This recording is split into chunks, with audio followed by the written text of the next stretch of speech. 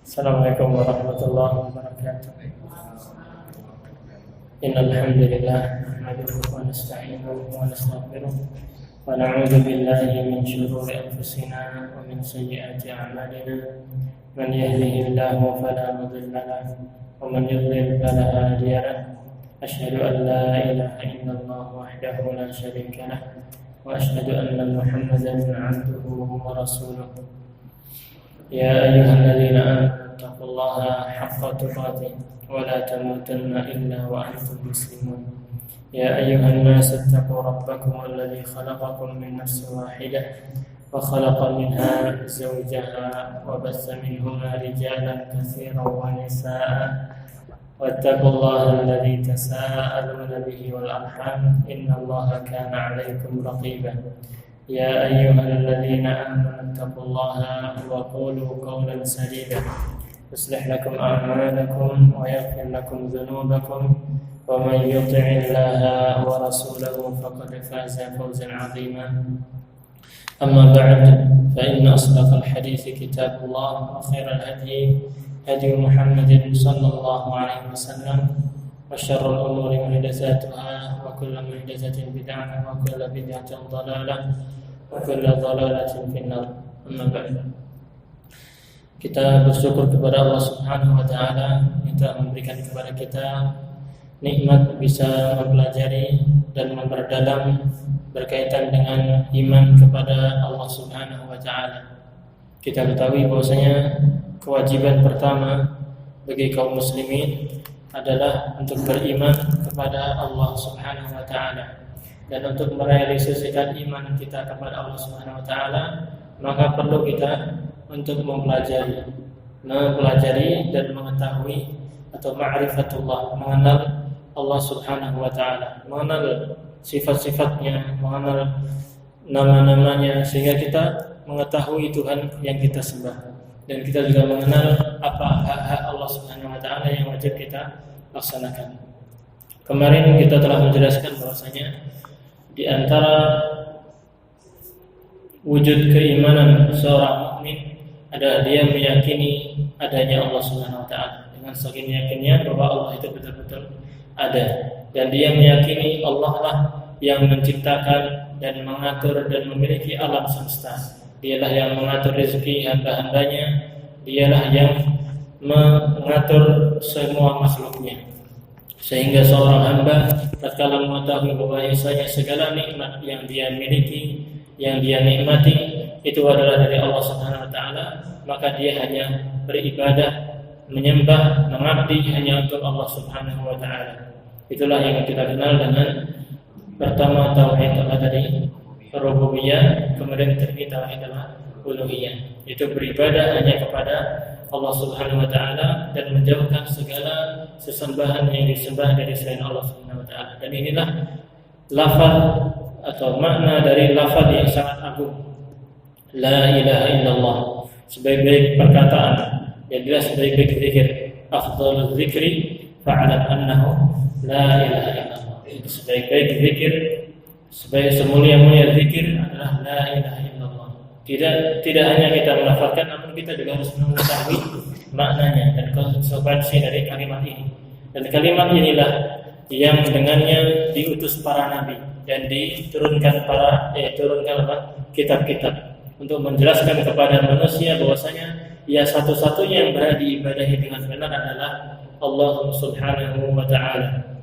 Adapun sesembahan yang disembah dari selain Allah Subhanahu wa taala berupa para nabi, malaikat, kemudian matahari ataupun patung-patung ataupun yang dikeramatkan lainnya, itu semuanya tidak berhak disembah. Yang berhak disembah satu-satunya adalah Allah Subhanahu wa taala.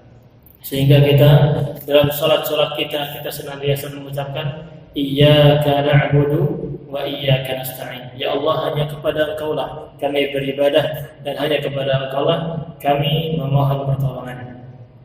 Ya.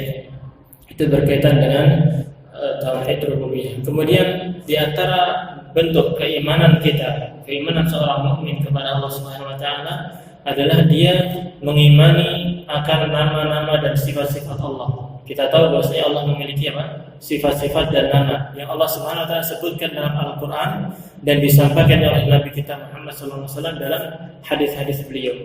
Allah Subhanahu wa taala mensifati dirinya dengan sifat-sifat yang banyak sehingga kita bisa mengenal Allah Subhanahu wa taala.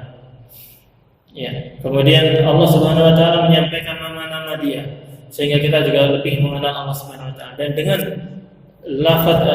dengan mengenal nama-nama dan sifat-sifat Allah Subhanahu wa taala, kita menjadi lebih dekat kepada Allah Subhanahu wa taala, lebih mengenal Allah sehingga bisa lebih mengagungkan Allah Subhanahu wa taala. Ketika kita mendengar Allah Subhanahu wa taala adalah Malikin nas, dialah yang memiliki manusia, dialah yang menguasai manusia, maka kita tunduk dan patuh kepada Allah Subhanahu wa taala. Ketika kita mendengar Allah Subhanahu wa taala berfirman, Alhamdulillahi Rabbil Alamin, segala puji hanya milik Allah Rabbul Alamin, Allah yang menciptakan, yang mengatur, yang memiliki alam semesta, maka kita tunduk kepada Dia, dialah satu-satunya yang berhak untuk disembah. Maka dengan mengetahui nama-nama dan sifat-sifat Allah Subhanahu wa taala, semakin kita kenal, semakin kita mengagungkan, semakin kita takut kepada Allah Subhanahu wa taala, berharap kepada Allah Subhanahu wa taala, dan kita jangan sampai kita melanggar apa yang diperintahkan oleh Allah Subhanahu wa taala. Ini manfaat dan faedah yang besar mempelajari akidah rukun iman ini, agar semakin tumbuh kekuatan iman kita dalam hati kita, semakin kuat menghunjam dalam hati kita, sehingga kita tidak goyah terhadap giuran atau rayuan-rayuan dunia. Berkaitan dengan mengenali terhadap nama-nama dan sifat Allah ini seorang muslim ketika mendengar Allah Subhanahu wa taala menetapkan satu sifat atau satu nama, atau Rasulullah SAW dalam hadis yang sahih menjelaskan satu sifat atau satu nama milik Allah Subhanahu wa taala, maka seorang muslim wajib menerimanya. Ini pertama, harus wajib menerimanya. Dengan cara apa? Menetapkan sesuai dengan kemuliaan Allah Subhanahu wa taala. Makanya di sini penulis mengatakan, yaitu beriman kepada nama-nama dan sifat-sifat Allah adalah menetapkan apa yang telah ditetapkan oleh Allah untuk dirinya di dalam kitabnya atau dalam sunnah Rasulnya, berupa nama-nama dan sifat-sifat sesuai dengan yang layak baginya. Jadi kita menetapkan, ketika misalnya Allah Subhanahu wa taala mengatakan innahu huwas samiul basir, sesungguhnya Allah Maha mendengar lagi Maha melihat, maka kita menetapkan. Ini kita mudah insyaallah. Kita mudah dengan menetapkan Allah itu berarti Maha mendengar dan Maha melihat. Kemudian tanpa menyelewengkan maknanya, tanpa merubah maknanya. Sebagian orang ketika mendengarkan Allah Subhanahu wa taala berfirman tentang sifat-sifat tertentu, misalnya Allah Subhanahu wa taala berfirman, Ar-Rahmanu 'alal 'arsy istawa, Allah berada di atas 'arsy. Sebagian manusia mengatakan tidak mungkin Allah Subhanahu wa taala istiwa atau berada di atas 'arsy, karena itu menyerupai makhluk, atau kan berarti kalau Allah Subhanahu wa taala di atas makhluknya atau di atas 'arsy, berarti Allah butuh kepada 'arsy. Seperti itu mereka memakai akal logika. Padahal seorang muslim ketika mendengarkan ayat seperti itu, dia baca saja sesuai maknanya seperti itu, dia tetapkan berarti Allah berada di atas 'arsy tanpa merubah-rubah artinya. Kemudian kita juga tidak boleh meniadakannya. Seperti misalnya orang-orang mengatakan ketika mendengar Allah Subhanahu wa taala berfirman bal yadahu mabsutatan, bahkan kedua tangan Allah itu terbentang. Di sini menetapkan apa? Bahwa Allah Subhanahu wa taala memiliki tangan, memiliki dua tangan. Sebagian orang-orang yang mengandalkan akalnya, mereka mengatakan enggak mungkin Allah memiliki tangan. Kalau Allah memiliki tangan berarti sama dengan kita, sama dengan makhluk. Maka kemudian mereka meniadakannya.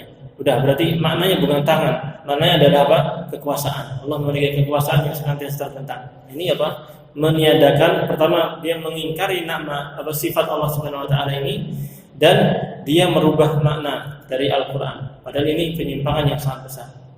Ini tidak benar. Yang benar adalah kita menetapkan ketika Allah Subhanahu wa taala berfirman, bal yadahu mabsutatan, bahkan kedua tangan Allah itu senantiasa terbentang. maka kita katakan Allah memiliki dua tangan. Seperti apa tangannya? Wallahu a'lam. Allah Maha tahu. Ya, yaitu jangan sampai kita menggunakan akal kita. Ini masalah yang gaib, kita hanya pasrah dan patuh tunduk kepada wahyu Allah Subhanahu wa taala. Paham insyaallah? Jadi gitu, mudah insyaallah. Yang bikin sulit adalah ketika seseorang menggunakan logikanya dan menantang dalil-dalil dari Al-Qur'an dan Sunnah dengan logika. Kemudian jangan pula mempertanyakan bagaimana bentuk dan caranya. Misalnya, gimana caranya? Misalnya Nabi sallallahu alaihi wasallam menetapkan bahwasanya Allah Subhanahu wa taala turun di sepertiga malam ke langit dunia. Kemudian dia mengatakan, enggak mungkin. Allah gimana turunnya? Turunnya gimana? Seperti kita atau tidak? Nanti gimana? Ya, seperti itu. Ini membagaimanakan ini tidak boleh. Karena ketika Nabi sallallahu alaihi wasallam menetapkan Allah turun di langit dunia di sepertiga malam, maka kita tetapkan Allah Maha mampu. Seperti apa kita tidak tahu. Hadisnya sahih dan kita terima seperti itu ya. Turunnya sebagaimana yang layak bagi Allah Subhanahu wa taala tanpa kita membagaimanakannya. Kemudian tidak boleh pula kita menyerupakannya dengan sifat makhluk. Misalnya makhluk memiliki tangan, kita punya tangan tidak? Punya tangan. Allah mengabarkan Allah memiliki tangan. Apakah kemudian kita boleh mengatakan tangan Allah berdiri seperti kita? Tidak boleh. Tidak boleh. Karena makhluk berbeda dengan Al-Khaliq. Makhluk kita ini, manusia, hewan dan sebagainya, berbeda dengan Allah Subhanahu wa taala. Ketika Allah Subhanahu wa taala mengatakan Dia memiliki tangan, maka tangan Allah sesuai dengan keagungan Allah. Seperti apa kita tidak boleh menanyakannya dan tidak boleh menyerupakannya dengan makhluk. Kita juga tahu di dunia, misalnya tangan saya sama-sama tangan manusia. Misalnya tangan saya ukuran seperti ini, berbeda dengan tangan bapak yang lebih gede misalnya. Atau misalnya kaki, kita punya kaki, ayam punya kaki, kemudian kera punya kaki, hewan-hewan punya kaki. Apakah sama? Beda. Sama namanya, cuma beda hakikatnya. Seperti itulah. Itu di antara makhluk aja berbeda, apalagi dengan Allah Subhanahu wa taala. Jadi seperti itu sifat yang benar, sikap yang benar seorang mukmin ketika mendapati nama-nama dan sifat-sifat Allah Subhanahu wa taala. Dia menetapkannya tanpa menanyakan bagaimananya, tanpa merubah maknanya, tanpa meniadakannya. Allah Subhanahu wa taala berfirman, "Walillahil asmaul husna fad'uuhu biha." Allah Subhanahu wa taala berfirman, dan Allah memiliki nama-nama yang paling baik. Al-husna itu sifat yang paling baik, bukan hasanah, tapi al-husna menunjukkan sighah mubalaghah, menunjukkan sangat baik sekali nama-nama Allah Subhanahu wa taala. Maka di sini ayat ini menetapkan bahwasanya Allah memiliki nama-nama. Dan kita seorang mukmin ketika mendengarkan ayat ini kita wajib mengimaninya. Bila Allah memiliki nama-nama yang baik, Asmaul Husna, maka kita tetapkan dan kita telah menghafalnya mungkin. Fad'uuhu biha, maka berdoalah kepada Allah dengan menggunakan nama-nama itu. Ini dianjurkan ketika kita berdoa. Misalnya kita meminta ampun kepada Allah Subhanahu wa taala, kita sebut nama Dia. Allah memiliki nama apa? Al-Ghafur Ar-Rahim. Kita mengatakan Rabbighfirli innaka antal ghafurur rahim. Ya Allah, ampunilah aku dan rahmatilah aku misalnya. Engkau sesungguhnya Engkau Maha mengampuni dosa, lagi Maha penyayang. Nah, kita menetapkan dan kita berdoa dengan nama-nama itu.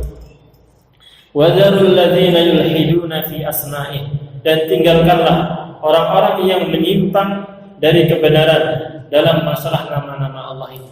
Karena sebagian manusia mereka menyimpang dalam masalah nama-nama dan sifat Allah SWT. Maka tinggalkan orang-orang seperti itu. Orang-orang yang tidak mau menerima nama-nama dan sifat Allah, maka tinggalkan mereka. Jangan pedulikan mereka. Kita harus beriman sesuai dengan yang diajarkan oleh Allah dan Rasulnya. Sayujzauna ma kanu ya'malun. Orang-orang yang menyimpang dalam masalah nama-nama Asmaul Husna ini, mereka akan dibalas sesuai dengan apa yang mereka kerjakan.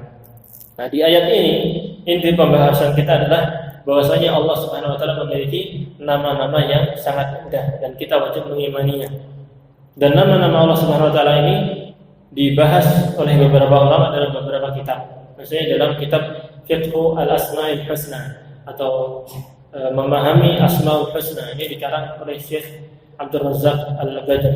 Ini sudah diterjemahkan di Indonesia dan beberapa kali sudah dibahas di sini sama Syekh Malik hafizahullah.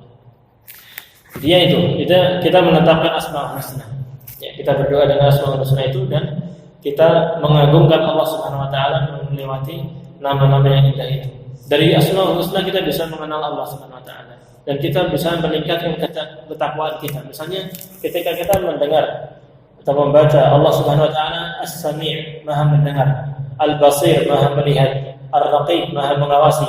Maka ketika itu kita menjadi semakin bertakwa kepada Allah Subhanahu wa taala. Dimanapun kita berada, kita tetap beribadah kepada Allah Subhanahu wa taala. Kenapa? Karena kita senantiasa diawasi oleh Allah. Allah senantiasa melihat kita, mendengar ucapan kita, sehingga seorang mukmin ketika mendengar hal ini, maka semakin kita bertakwa dimanapun, tidak mau berbuat maksiat.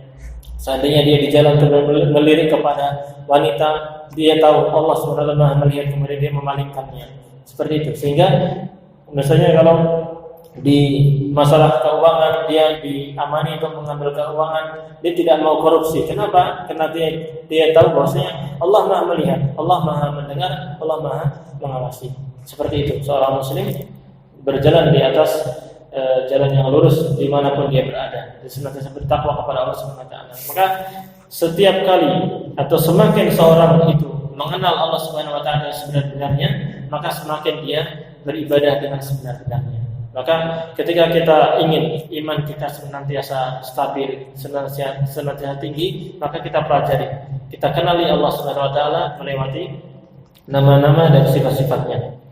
Allah Subhanahu wa taala berfirman, "Walahul matsalul a'la fis samawati wal ardh." Dan Allah memiliki nama-nama yang baik, memiliki sifat yang maha tinggi di langit dan di bumi. Ini intinya bahwasanya kita menetapkan sifat-sifat bagi Allah Subhanahu wa taala. Kemudian di ayat yang lain untuk menjelaskan bahwasanya seandainya ada nama atau sifat yang sama dengan makhluk, ketahuilah bahwa nama dan sifat itu berbeda dengan Allah Subhanahu wa taala. Kenapa? Allah Subhanahu wa taala berfirman, "Laisa kamitslihi syai'un wa huwas samiul basir." Tidak ada satupun yang serupa dengan Allah. Wa huwas samiul basir. Dan Allah Maha mendengar lagi melihat. Lagi ini akidah kita, akidah kaum muslimin seperti ini. Kita menetapkan Allah memiliki pendengaran. Maka ketika mendengar Allah memiliki pendengaran, udah kita yakini Allah bisa mendengar. Mendengarnya berbeda dengan mendengarnya makhluk. Kita tahu pendengaran kita terbatas, ya.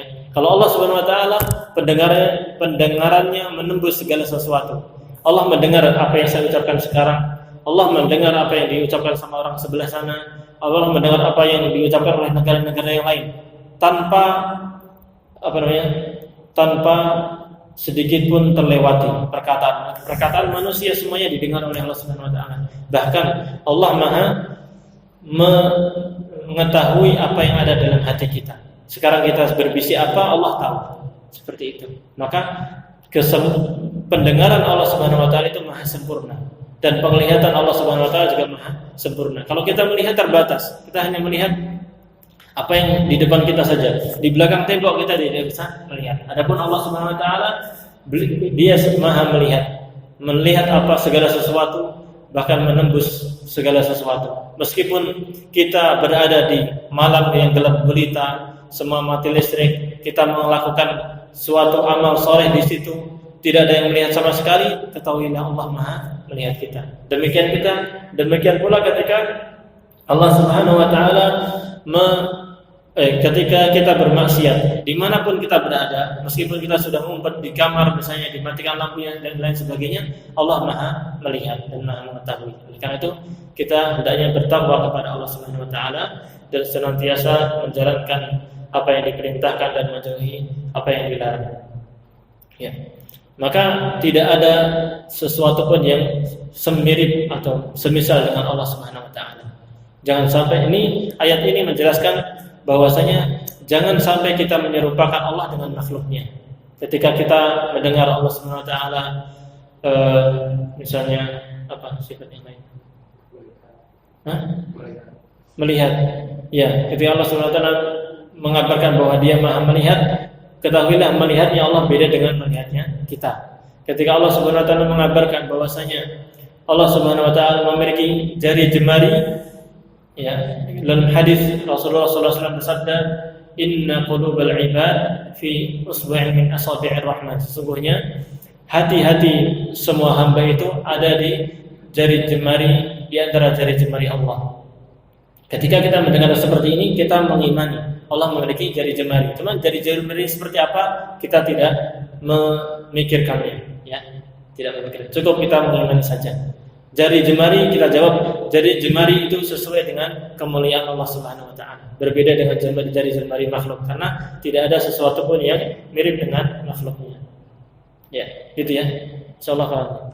Nah, namun pemahaman yang murni ini, yang benar ini, inilah yang dipahami oleh para sahabat. Para sahabat dan generasi setelahnya mereka memahami dengan pemahaman ini. Namun ada beberapa kelompok yang telah mereka kemasukan oleh filsafat Yunani yang telah mengotori sebagian pikiran kaum muslimin sehingga mereka mengedepankan akal. Mereka disebut Mu'tazilah, Jahmiyah, Asy'ariyah, Maturidiyah, kemudian dan lain sebagainya. Banyak kelompok-kelompok yang mereka menyimpang dalam masalah sifat ini. Terutama masalah sifat. Kalau masalah asma tidak terlalu banyak, nama-nama tidak terlalu banyak. Namun masalah sifat itu banyak orang yang menyimpang dalam ini. Kenapa mereka menyimpang? Dikarenakan mereka tidak mengagungkan Al-Quran dan Sunnah. Mereka tidak mengagungkan wahyu yang datang dari Allah dan Rasulnya. Mereka hanya mengagungkan apa? Akal. Mereka memiliki kaidah-kaidah sendiri disebabkan filsafat yang mereka pelajari dari Yunani. Sehingga mereka mengedepankan akal. Ketika mendapati sifat Allah Subhanahu wa taala, misal tadi bal yadahu mabsutatan, bahkan kedua tangan Allah itu senantiasa terbentang, ya. Mereka menganalogikan, memakai akal. Enggak mungkin makhluk itu sama dengan Allah. Allah sama dengan makhluk. Kalau Allah punya tangan, enggak mungkin Allah punya tangan karena makhluk juga punya tangan. Akhirnya mereka meniadakannya. Ini kelompok pertama. Kelompok pertama adalah kelompok al-mu'attilah, itu orang-orang yang mengingkari seluruh nama-nama dan sifat Allah atau sebagian nama-nama dan sifat Allah. Anggapannya apa? Mereka beranggapan dengan logika. Logikanya, kalau kita menetapkan nama atau sifat itu bagi Allah, maka ini menyebabkan kita menyerupakan Allah Subhanahu wa taala dengan makhluknya. Gitu ya. Logikanya mereka seperti itu. Padahal ini salah. Anggapan ini salah. Kenapa? Pertama, karena kalau kita mengatakan meniadakan nama-nama Allah Subhanahu wa taala karena bertentangan dengan makhluk ini akan menyebabkan penyerupaan, maka akan terjadi kontradiksi dalam Al-Qur'an. Al-Qur'an berarti saling bantah satu sama lain. Padahal Al-Qur'an itu semuanya adalah kebenaran dari Allah Subhanahu wa taala. Seandainya ada sesuatu yang seolah-olah bertentangan, ketahuilah sesungguhnya akal kita lah yang bertentangan. Kita belum bisa memahaminya. Namun hakikatnya Al-Quran tidak bertentangan satu ayat dengan ayat yang lainnya. Kenapa? Karena Allah Subhanahu wa taala telah menetapkan nama-nama dan sifat itu dalam Al-Quran. Nabi sallallahu alaihi wasallam juga telah menjelaskan nama-nama dan sifat Allah Subhanahu wa taala. Kemudian Allah Subhanahu wa taala juga meniadakan sesuatu pun yang menyerupai. Artinya tidak ada sesuatu yang serupa dengan Allah Subhanahu wa taala. Seandainya menetapkan nama dan sifat Allah itu menyerupai sama seperti menyerupakan Allah dengan makhluknya, maka hal itu akan terjadi apa? Adanya kontradiksi dalam firman Allah Subhanahu wa taala. Maka ini tidak kita benarkan. Paham enggak ya? Paham ya? Artinya gini, maksudnya ayat Al-Qur'an dan hadis Rasulullah SAW itu saling membenarkan, tidak saling kontradiksi. Kalau mereka mengatakan bahwasanya menetapkan nama sifat untuk Allah Subhanahu wa taala itu berarti menyerupakan Allah dengan makhluknya. Padahal Allah Subhanahu wa taala menetapkan tidak ada yang serupanya dengan makhluknya. Kalau mereka mengatakan seperti itu, maka ini ada kontradiksi. Allah Subhanahu wa taala berfirman, tidak ada yang serupa, laisa kamitslihi syai', tidak ada yang serupa dengan Allah. Lalu kemudian ada ayat yang menyebutkan Allah Maha mendengar. Kemudian makhluk juga bisa mendengar. Bagaimana ini kontradiksi? Maka ketahuilah yang kontradiksi itu akal kita. kita yang tidak memahami dengan baik. Kalau kita memahami dengan baik, kita bisa mendudukannya dengan baik. Ketika Allah Subhanahu wa taala mengatakan Allah Maha mendengar, berarti dan makhluk juga ada yang mendengar. Ketahuilah bahwasanya mendengarnya Allah berbeda dengan mendengarnya makhluk. Seperti itu kita menetapkannya. Allah memiliki tangan, kita makhluk juga memiliki tangan. Beda makhluk tangannya Allah dengan tangannya makhluk dan lain sebagainya. Seperti itu mestinya ada akidah kita. Kemudian yang kedua, sama dalam hal nama dan sifat itu tidak mengharuskan sama keduanya. Ya seperti saya contohkan tadi. Sama-sama maknanya tangan. Tangan itu berbeda satu sama lain. Dalam makhluk saja berbeda, apalagi bersama Allah Subhanahu wa taala. Maka ini bisa membantah orang-orang Mu'attilah itu. Apabila telah jelas hal ini, maka perbedaan di antara para makhluk dengan nama-nama Allah Subhanahu wa taala atau sifat-sifatnya itu berbeda dengan Allah Subhanahu wa taala. Ya, kurang paham.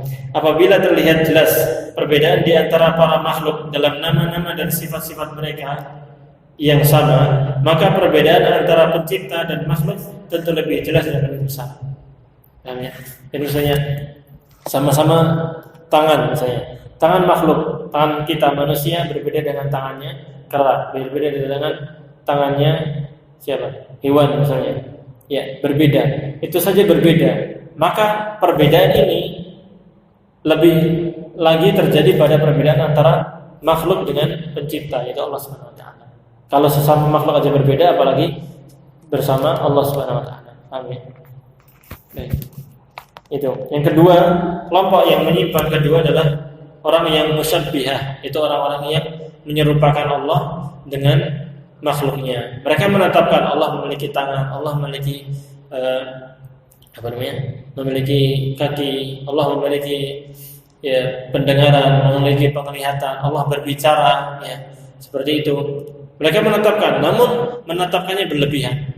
Mereka menyerupakan pembicaraan Allah seperti pembicaraan makhluk. Tangan Allah seperti tangan makhluk. Ini berlebihan. Seorang muslim mestinya apa? Menetapkan, betul-betul menetapkan, namun mengatakan tangan Allah berbeda dengan tangan makhluk. Tangan Allah sesuai dengan keagungannya dan bicaranya Allah juga sesuai dengan keagungannya.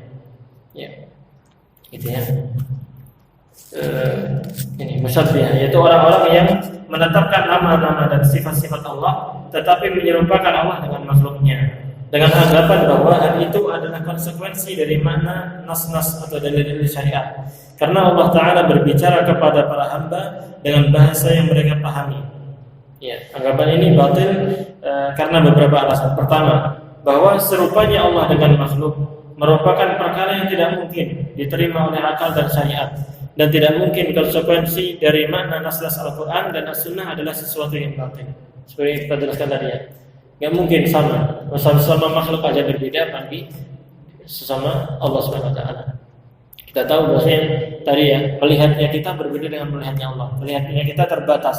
Allah Maha melihat segala sesuatu. Ya, itu. Kemudian yang kedua, untuk membantah mereka bahwa Allah Subhanahu Wa Taala berbicara kepada hambanya dengan bahasa yang mereka pahami dari sisi dasar maknanya. Ya, Al-Quran ini diturunkan kepada Nabi Muhammad SAW dengan bahasa yang kita pahami. Ar-Rahmanu 'alal 'arsy istawa, Allah beristiwa, berada di atas arsy-Nya. Kemudian Allah Subhanahu wa taala memiliki tangan, Allah Subhanahu wa taala memiliki pendengaran, As-Sami' was-Sami'ul Basir, Allah Maha mendengar, Allah Maha melihat. Itu bahasa yang kita pahami. Adapun hakikatnya, hakikat melihatnya, hakikat Allah Subhanahu wa taala melihatnya seperti apa, itu yang tahu adalah Allah Subhanahu wa taala. Kita hanya menetapkannya saja. Baik, karena itu khusus bagi Allah Subhanahu wa taala. Kemudian di sini Syekh mengatakan apabila Allah menetapkan untuk dirinya bahwa dia mendengar, maka pendengaran itu diketahui dari sisi dasar maknanya, yaitu menjangkau suara. Ya, kita mendengar karena menjangkau suaranya sampai ke telinga kita. Allah Subhanahu wa taala juga mendengar. Ya, itu sama dalam arti makna mendengar. Akan tetapi hakikat dari hal itu, hakikat dari mendengar itu berkaitan dengan pendengaran Allah tidak diketahui. Karena hakikat pendengaran itu berbeda-beda hingga bahkan pada makhluk sama sekalipun itu juga berbeda. Maka perbedaan dalam hal itu antara sang Khalik itu pencipta dengan makhluk tentu lebih jelas dan lebih besar. Itu sama ya tadi. Dan apabila Allah Subhanahu wa taala mengabarkan tentang dirinya bahwa dia bersemayam di atas arsy-Nya, maka sesungguhnya bersemayam itu diketahui jika dilihat dari makna dasarnya. Jadi Allah Subhanahu wa taala bersemayam, ya bersemayam artinya bersemayam ya di atas gitu ya. Akan tetapi hakikat bersemayamnya Allah itu tidak diketahui. Kita tidak bisa mengetahuinya karena tidak ada dalil yang menjelaskannya. Karena itu kita hanya beriman saja, pasrah kepada apa yang diajarkan, apa yang disampaikan oleh Allah dan Rasul-Nya. Ya.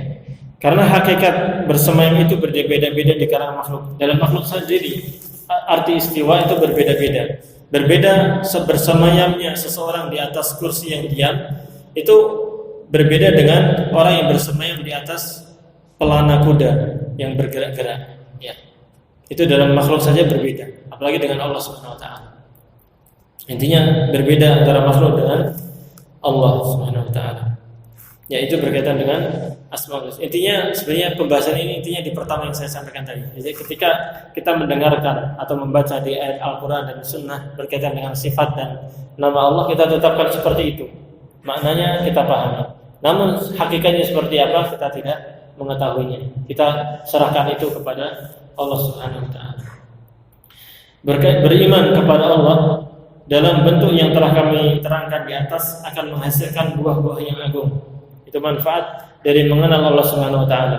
Pertama adalah merealisasikan tauhid kepada Allah Subhanahu wa taala, di mana dia tidak bergantung kepada selain Allah dalam hal-hal harapan dan rasa takut, serta dia tidak menyembah kepada selain Allah. Ketika seorang muslim mengetahui bahwasanya Allah Subhanahu wa taala dialah Al-Qawi, Al-Aziz, dialah yang maha kuat, maha perkasa, maka dia menggantungkan segala sesuatu hanya kepada Allah Subhanahu wa taala. Dia tidak takut kepada makhluk-makhluknya. Dia hanya takut kepada Allah Subhanahu wa taala. Dialah yang maha kuat, dialah maha perkasa. Ketika Allah Subhanahu wa taala mengabarkan bahwa dia Al-Ghani, dia maha kaya, maka seorang muslim dia hanya mencari kekayaan dari sisi Allah Subhanahu wa taala, berharap rezeki dari Allah Subhanahu wa taala, karena dialah Ar-Razzaq yang maha memberikan rezeki.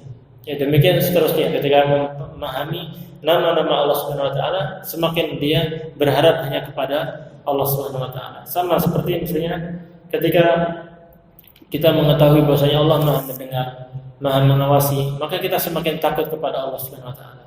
Semakin takut untuk bermaksiat. Jangan sampai kita bermaksiat atau melanggar syariat Allah Subhanahu wa taala, karena Allah Maha melihat, Maha mendengar, dan Allah akan membalas nanti kita di hari kiamat. Kalau kita berbuat baik, kita akan dibalas dengan kebaikan, dengan surga. Kalau kita berbuat jelek, berbuat dosa, kita akan dibalas dengan apa? Neraka. Maka seorang muslim hendaknya menggantungkan segala ibadah hanya kepada Allah Subhanahu wa taala. Itulah konsekuensi dari mempelajari nama-nama dan sifat-sifat Allah Subhanahu wa taala. Juga ketika kita mempelajari dan memperdalam berkaitan dengan nama-nama dan sifat Allah Subhanahu wa taala, semakin kita mengenal Allah Subhanahu wa taala, maka semakin akan sempurna cinta kita kepada Allah Subhanahu wa taala. Kita semakin mencintai Allah Subhanahu wa taala, dan cinta kita kepada Allah Subhanahu wa taala ini akan lebih menyempurnakan ibadah kita. Kita tahu segala nikmat ini yang kita miliki, kita bisa sehat, kita bisa menikmati rezeki dari Allah Subhanahu wa taala, bisa hidup, bisa bahagia. Ini semua nikmat dari Allah Subhanahu wa taala. Kita mendapati rahmat kasih sayang Allah Subhanahu wa taala. Bagaimana Allah Subhanahu wa taala cinta kepada kita. Allah Subhanahu wa taala Maha mengampuni dosa kita. Kita banyak bermaksiat, tapi Allah Subhanahu wa taala menerima taubat kita. Ya, kita kalau kita meminta ampun, Allah Maha mengampuni. Ya, Allah tidak langsung mengazab kita. Seandainya Allah Subhanahu wa taala mengazab kita langsung, hancur kita. Ya, seandainya Allah Subhanahu wa taala ketika kita bermaksiat langsung kita dibalas di dunia ini, kita akan hancur. Betapa banyak maksiat yang terjadi di muka bumi ini. Ya, itu semuanya pelanggaran terhadap syariat Allah. Namun Allah Subhanahu wa taala Al-Ghafur, Allah Maha mengampuni hamba-Nya. Allahu yaqbalu taubata 'an ibadi. Allah Maha menerima taubat dari hambanya. Bahkan Nabi sallallahu alaihi wasallam bersabda dalam hadis yang sahih, "Innallaha yabsutu yadahu bil-lail liyatuba musii'an nahar." Sesungguhnya Allah Subhanahu wa taala senantiasa membentangkan tangannya di malam hari agar apa? Agar orang yang berbuat dosa di siang hari dia bisa bertaubat kepada Allah Subhanahu wa taala. Demikian pula di siang hari Allah Subhanahu wa taala membentangkan tangannya untuk menerima taubat dari hambanya, sehingga orang yang bermaksiat di malam hari bisa bertaubat di siang hari. Ini Allah Subhanahu wa taala Maha Pengampun, Maha Penyayang. Dengan ini kita semakin cinta kepada Allah Subhanahu wa taala, sehingga kita semakin tunduk kepadanya dan semakin mengagungkannya.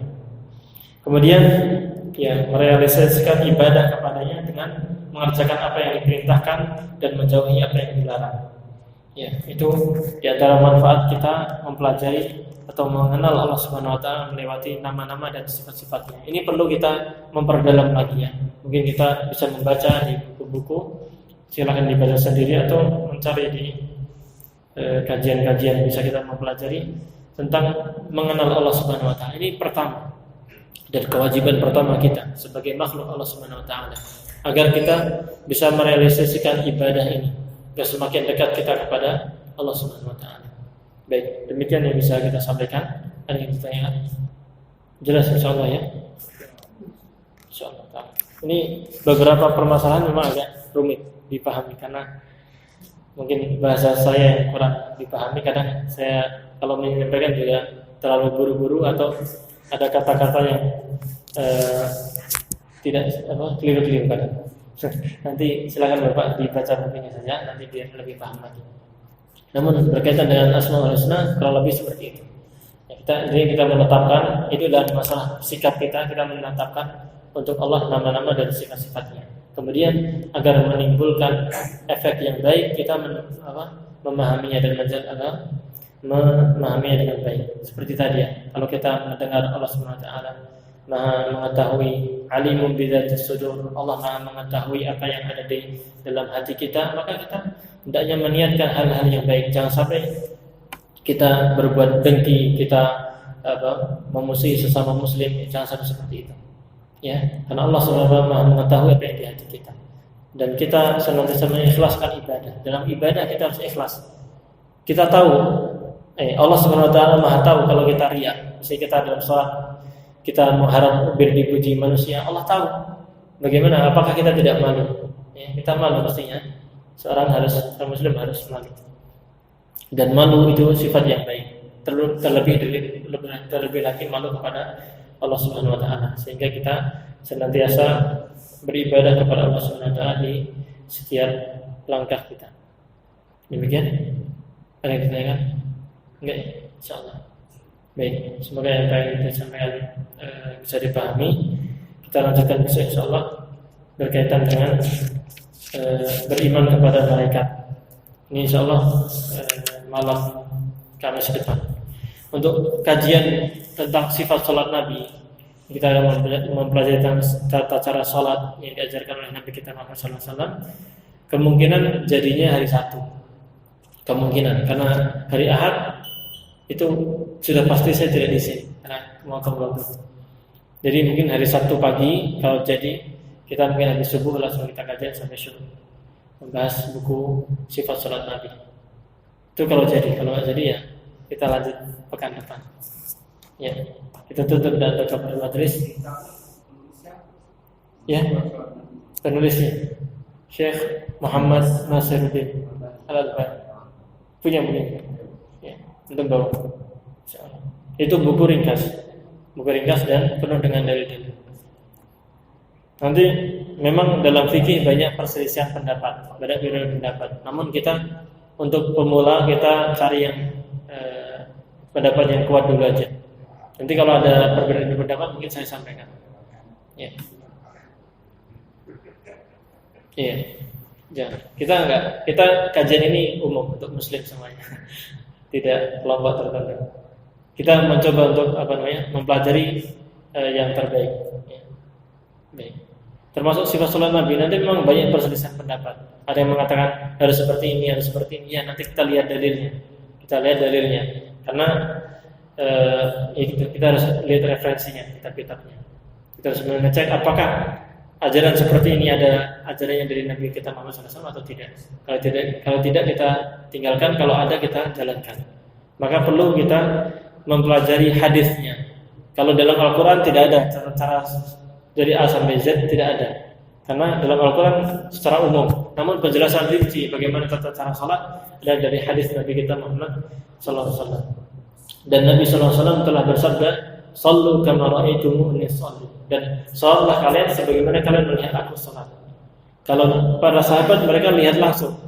Kalau kita tidak lihat langsung, maka kita perlu ngecek hadisnya. Makanya kenapa saya pilih kitab ini, kitab karangan Syekh Muhammad bin Nasir Al-Albani, karena kitab ini dikarang oleh ahli hadis.